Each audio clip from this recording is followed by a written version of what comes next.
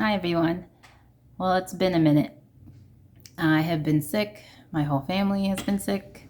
Kids first, and then me. I got the flu, and then my baby got the flu. And then now my husband, I think, is getting his. So it's been a minute that I was able to get some editing done. Now the following video is from over 2 weeks ago. It's when I started the alliums. And thank goodness I got that out of the way before we got sick, because now I would be feeling really behind, even though there's still time.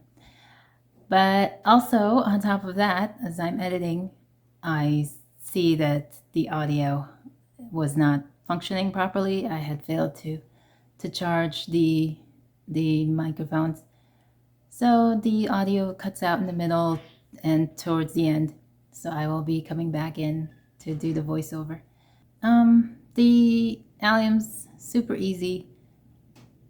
I recommend any beginner to do it. It's not, it's not one of the most recommended vegetables to grow, but it is so forgiving and so useful. Who doesn't eat garlic and onions and chives, every day, if not, unless you're allergic to it.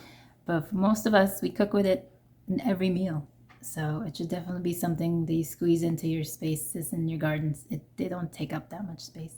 They don't take that much care.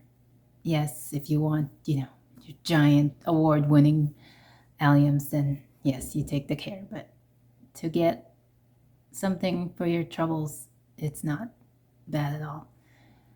All right, I'll give you this video and I'll talk to you again in a few minutes. All right, the fun has begun. Making some containers for alliums that I'm starting. I have leeks and onions that need to go in. Yeah, I'm using these. I just went outside and made my holes, starting with the cocoa coir. It's cold here in the basement, so I've got my jacket on. I'm just doing a small batch today, so I'm just going to fill up. So I'm just doing the amount that fills up these containers, which means I'm just eyeballing the ingredients to this. I'm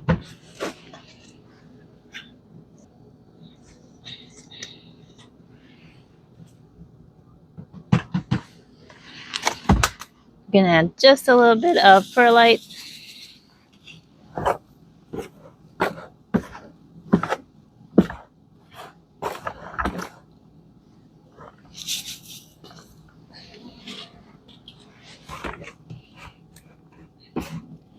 Just to keep it airy and draining freely.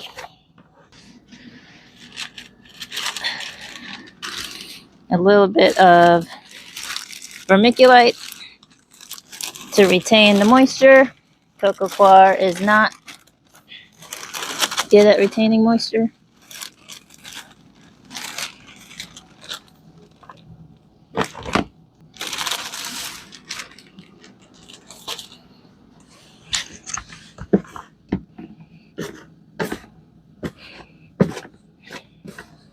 Now really, this is all you need to start seeds.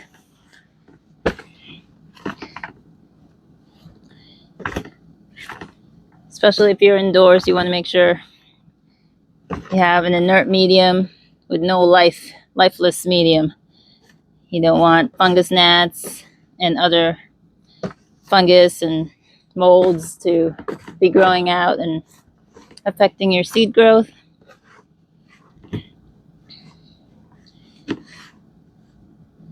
And then once your seedlings get their true leaves, then that's when you would feed them. But I have worm casting here, so I'm just going to add this in now.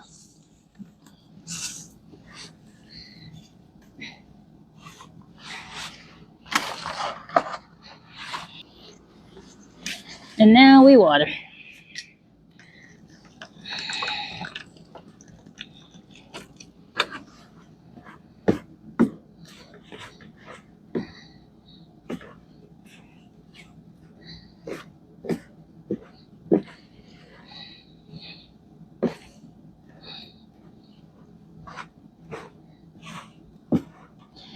And it's actually a good idea to warm up your water so that your seeds are going into a warm soil, and that will help them to germinate a little bit faster, especially if you don't have a heat mat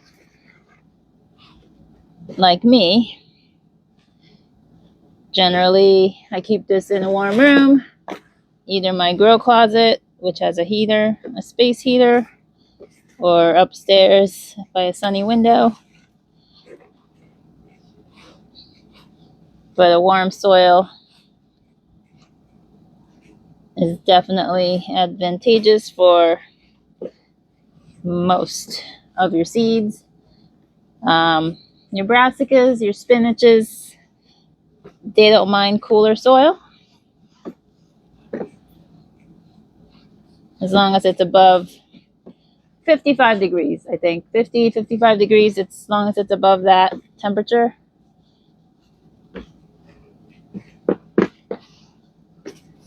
For your spring, fall crops. For your summer crops, I think you need your soil closer to the 70 range.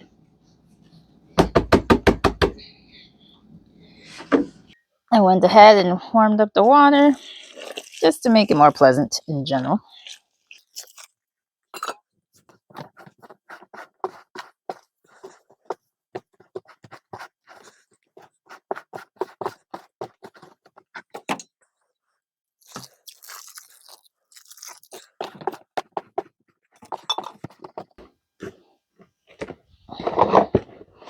All right, let's fill this up.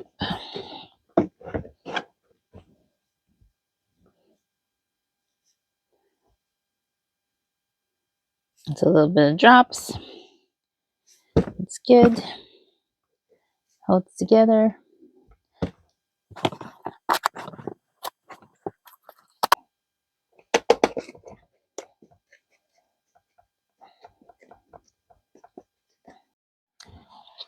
I really love alliums, and starting them early is a must here in the Northeast.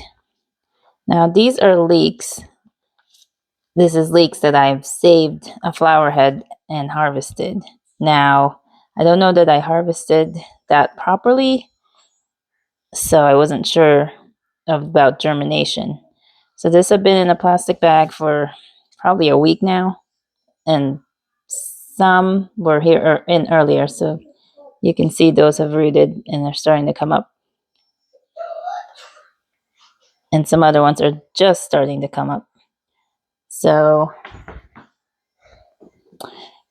as they start to come up, I will plant them.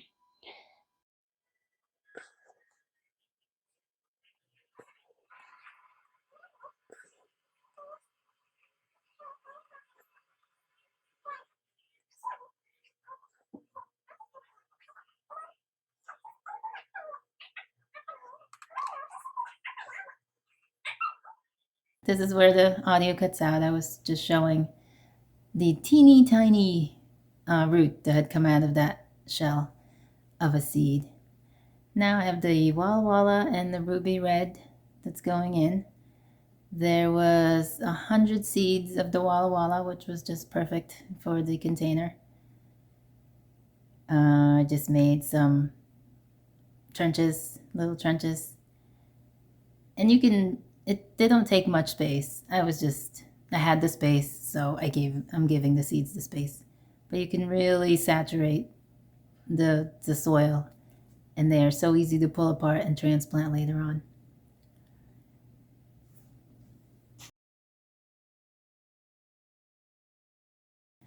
Now I'm doing the ruby red, same idea, trenches. There was 250 seeds in this packet, which was a lot more than I was expecting. And even though I say you saturate it, I feel like I did that. I feel like I did a really good job of giving them, soil space and elbow room.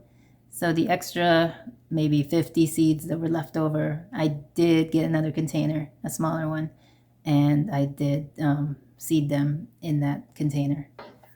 I've got my handy dandy sprayer.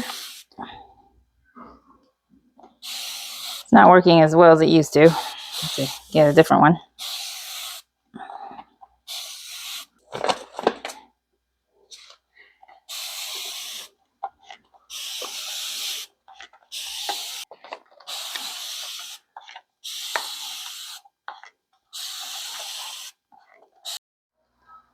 One extra thing I'm going to do is put them in some plastic sleeves to trap in the moisture.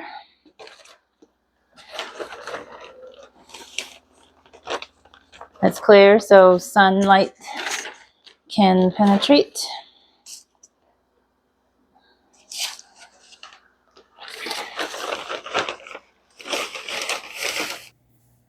I only kept the bags on for a couple of days till the seeds germinated. I find that too much moisture can be a problem.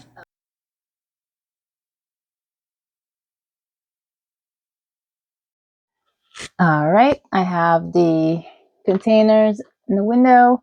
Now this room that the plants are in, it's a closet, south-facing window, but it's above a wood stove. So it gets really hot in this area.